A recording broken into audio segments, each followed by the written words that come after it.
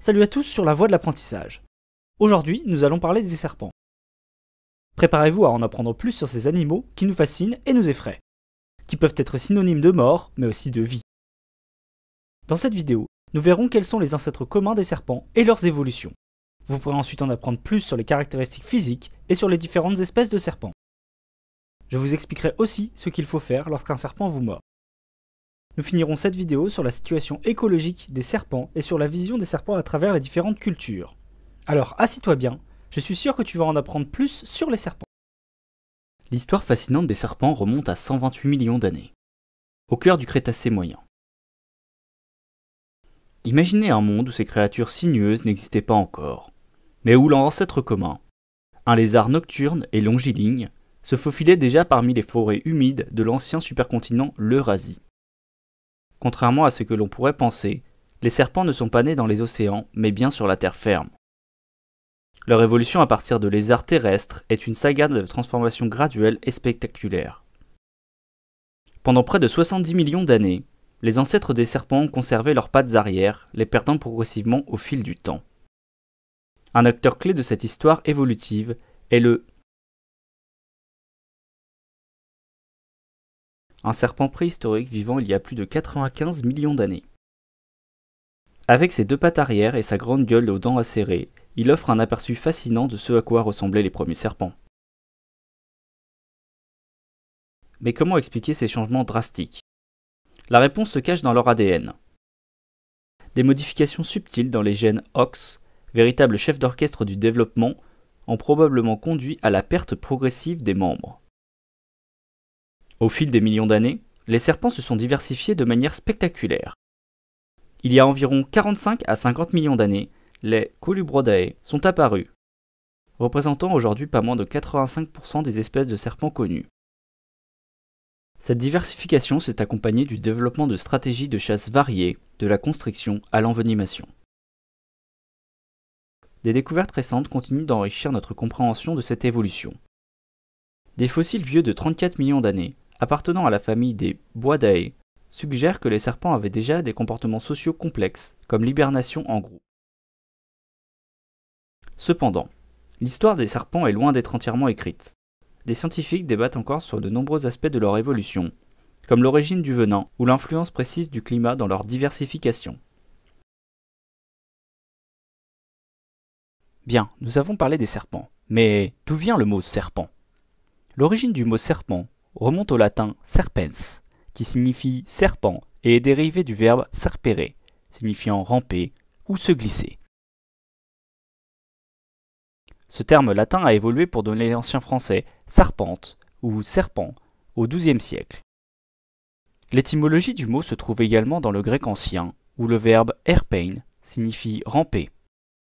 Cette racine commune souligne la nature caractéristique des serpents, qui se déplacent en ondulant sur le sol. Le mot a traversé les âges et les langues, conservant son sens de base tout en s'enrichissant de connotations culturelles. Par exemple, dans plusieurs langues romanes, comme l'espagnol serpient ou l'italien serpente, on trouve des formes dérivées du mot latin. En sanskrit, le terme sarpati signifie également « il rampe », renforçant l'idée d'un ancêtre linguistique commun à travers différentes cultures. Bon, assez parlé latin, passons à leurs caractéristiques physiques. Laisse un like si la vidéo te plaît. Les serpents. Ces créatures fascinantes et souvent mal comprises présentent une diversité remarquable qui ne cesse d'étonner les scientifiques et les passionnés de la nature. Leur évolution, s'étalant sur des millions d'années, a donné naissance à de multiples formes, de tailles et d'adaptations qui leur permettent de prospérer dans presque tous les environnements terrestres. L'anatomie des serpents est un chef-d'œuvre d'ingénierie naturelle. Leur corps, dépourvu de membres, est une merveille de flexibilité et d'efficacité. La colonne vertébrale, composée de 160 à 400 vertèbres selon les espèces, offre une mobilité exceptionnelle. Chaque vertèbre est articulée avec ses voisines, permettant des mouvements fluides et précis. Cette structure, couplée à des muscles puissants, permet aux serpents de se déplacer de manière surprenante sur presque tous les types de terrain. La tête des serpents est une véritable centrale sensorielle. Leurs yeux, bien que dépourvus de paupières, sont protégés par des écailles transparentes appelées lunettes. Chez certaines espèces, comme les crotales, on trouve des fossettes thermosensibles entre les yeux et les narines, capables de détecter les infimes variations de température émises par les proies. La langue bifide, constamment en mouvement, est un organe olfactif sophistiqué. En captant les particules de l'air, elle les transporte vers l'organe de Jacobson, situé dans le palais. Cela permet au serpent de goûter l'air et de localiser avec précision ses proies et ses congénères. La peau des serpents, recouverte d'écailles, est un autre élément clé de leur succès évolutif. Ces écailles, composées de kératine, offrent une protection contre les blessures et la déshydratation. Le processus de mue, où le serpent se débarrasse de son ancienne peau, permet non seulement la croissance, mais aussi le renouvellement de cette armure naturelle. La fréquence de la mue varie selon l'âge et l'espèce, allant de quelques semaines chez les jeunes en pleine croissance à plusieurs mois chez les adultes. La diversité des serpents se reflète dans leur taille. Le plus petit serpent connu, Leptotyphlos carlae, découvert à la Barbade, ne mesure que 10 cm à l'âge adulte et est plus fin qu'un spaghetti. À l'autre extrême, le python réticulé peut atteindre des longueurs dépassant 9 mètres et peser plus de 100 kg. Entre ces deux extrêmes, on trouve une multitude de tailles intermédiaires, chacune adaptée à un mode de vie et un habitat spécifique. Les serpents se divisent en plusieurs familles, chacune avec ses caractéristiques uniques. Les Colubridae, la plus grande famille, comprennent la majorité des serpents non venimeux comme les couleuvres. Ces serpents, généralement de taille moyenne, sont présents dans presque tous les habitats terrestres. Les Elapidae, qui incluent les cobras, les mambas et les serpents corail, sont connus pour leur venin neurotoxique puissant. Le cobra royal, le plus long serpent venimeux, peut atteindre 5 mètres de long et est capable de lever le tiers de son corps du sol. Les Viperidae, ou vipères, se distinguent par leur crochet à venin mobile et leur tête triangulaire caractéristique. Cette famille inclut les crotales, célèbres pour leur sonnette d'avertissement, et les vipères des fosses, dotés de fossettes thermosensibles. Les Boidae, qui regroupent les boas et les pythons, sont des constricteurs non venimeux. Le python vert arboricole est un exemple fascinant d'adaptation, sa couleur changeant du jaune au vert vif à l'âge adulte pour se fondre parfaitement dans la canopée. L'adaptation des serpents à divers environnements est remarquable. Les serpents marins, comme le pélamide bicolore, ont développé un corps aplati latéralement et une queue en forme de pagaie pour nager efficacement. Leurs narines, munies de valves, peuvent se fermer hermétiquement sous l'eau. Les serpents du désert, comme le Cénéraste cornu, ont des écailles rugueuses qui leur permettent de se déplacer efficacement sur le sable et de s'y enfouir rapidement. Le venin des serpents, présent chez environ 600 espèces, est une merveille biochimique. Sa composition varie considérablement selon les espèces, allant de cocktails neurotoxiques paralysants à des mélanges hémotoxiques qui détruisent les tissus. Le venin du mamba noir, par exemple, contient des neurotoxines si puissantes qu'elles peuvent causer la mort en moins d'1 heure. Paradoxalement, ces venins font l'objet de recherches médicales intensives, car ils contiennent des molécules potentiellement utiles pour traiter diverses maladies, de l'hypertension au cancer. La thermorégulation est un aspect crucial de la biologie des serpents. Étant ectothermes, ils dépendent de sources externes de chaleur pour réguler leur température corporelle. Ce trait influence profondément leur comportement et leur écologie. On peut souvent observer des serpents se prélasser au soleil pour se réchauffer ou se réfugier à l'ombre pour se refroidir. Certaines espèces, comme le python birman, ont même développé la capacité de produire de la chaleur en contractant leurs muscles, ce qui leur permet de mieux incuber leurs œufs. La reproduction des serpents présente également une grande diversité. La majorité des espèces sont ovipares, pondant des œufs qui éclosent après une période d'incubation. Cependant, certaines espèces, comme la vipère aspic, sont vivipares, donnant naissance à des petits entièrement formés. D'autres encore, comme le boa constrictor, sont ovovivipares. Les œufs éclosent à l'intérieur du corps de la mère, qui donnent ensuite naissance à des petits vivants. L'alimentation des serpents est encore un autre domaine fascinant. Exclusivement carnivores, ils ont développé des stratégies de chasse variées. Les constricteurs, comme les pythons, enroulent leur corps autour de leur proie pour l'étouffer avant de l'avaler. Les serpents venimeux utilisent leur venin pour l'immobiliser ou tuer leur proie avant de l'ingérer. La capacité des serpents à avaler des proies beaucoup plus grosses que leur tête est rendue possible grâce à leur mâchoire extrêmement flexible. Outre leur vision, qui varie en acuité selon les espèces, et leur odorat sophistiqué via la langue bifide, de nombreux serpents possèdent une sensibilité aux vibrations du sol. Certaines espèces, comme les crotales, ont même développé des organes sensoriels capables de détecter les radiations infrarouges émises par les proies à sang chaud.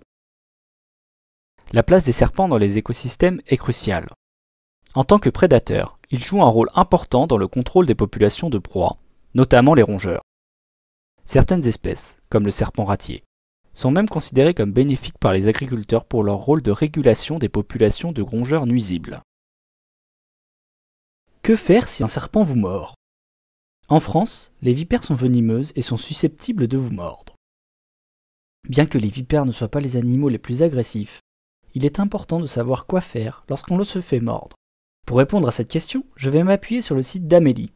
Je vous mettrai le lien en description si vous souhaitez aller faire un tour. Déjà, petit ordre de grandeur.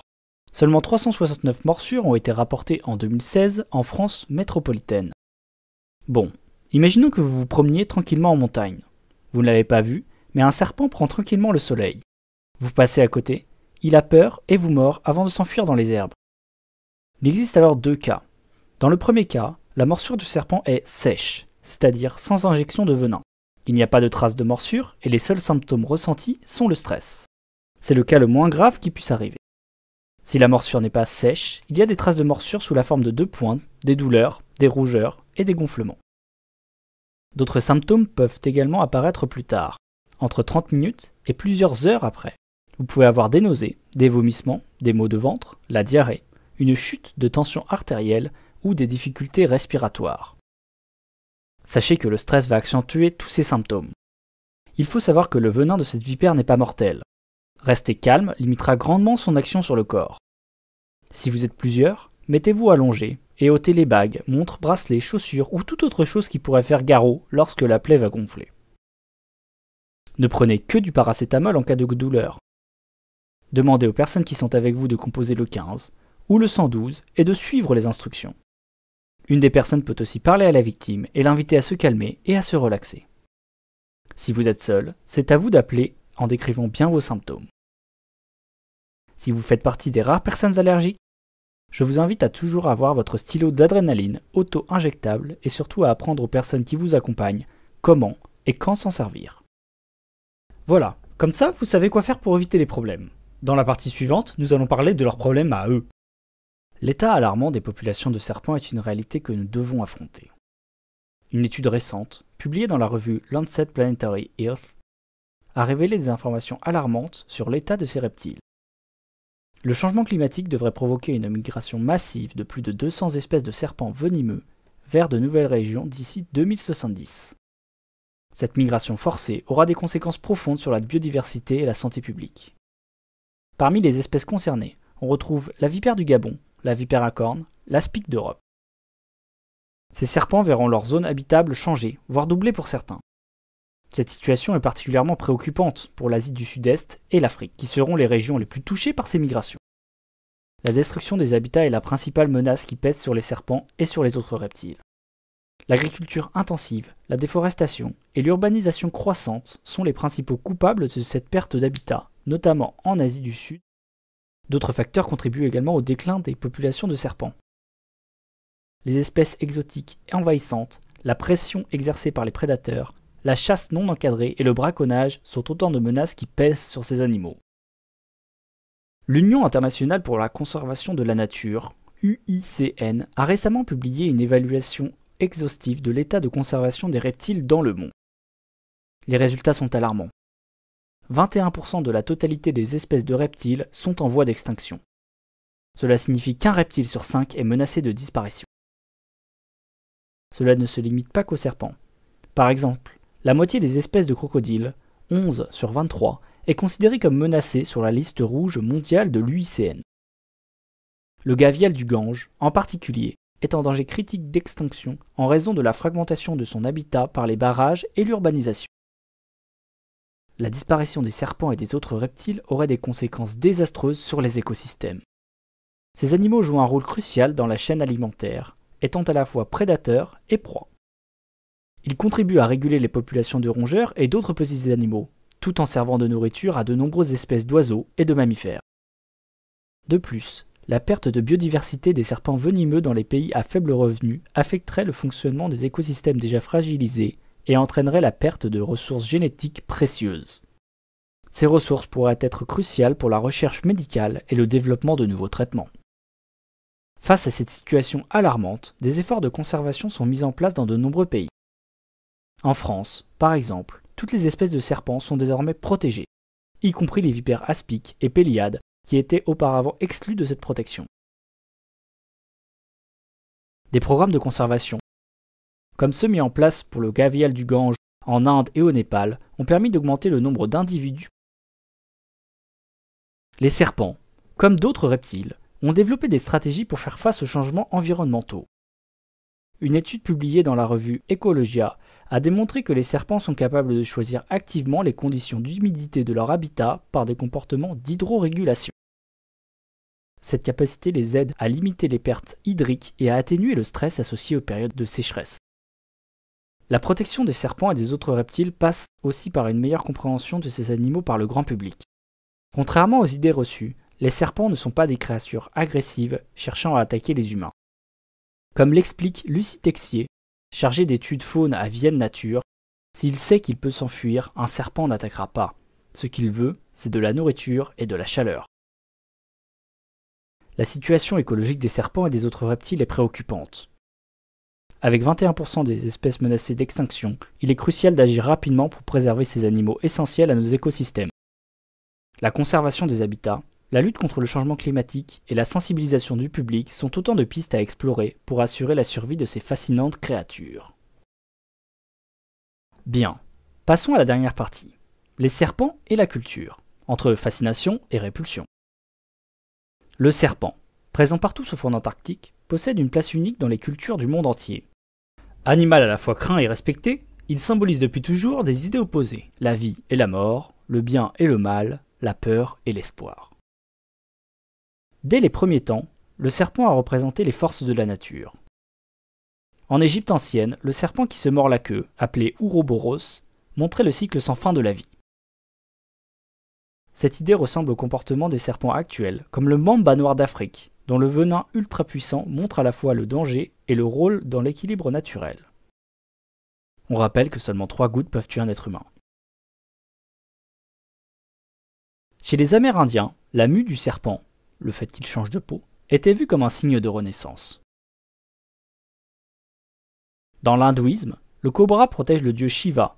Cette image sacrée rappelle le vrai cobra cracheur d'Afrique, capable de projeter son venin à 2 mètres pour se défendre.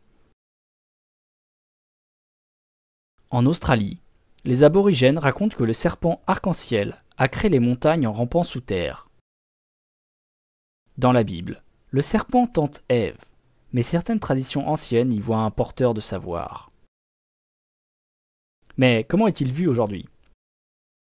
Le serpent occupe aussi une place ambivalente dans notre société contemporaine, oscillant entre fascination et crainte. Cet animal, à la fois vénéré et redouté, se manifeste dans divers aspects de la société moderne. Dans le cinéma, le serpent incarne souvent le mal ou la manipulation. Par exemple, Nagini dans Harry Potter représente une créature maléfique, tandis que Kaa, dans le livre de la jungle, symbolise la tentation.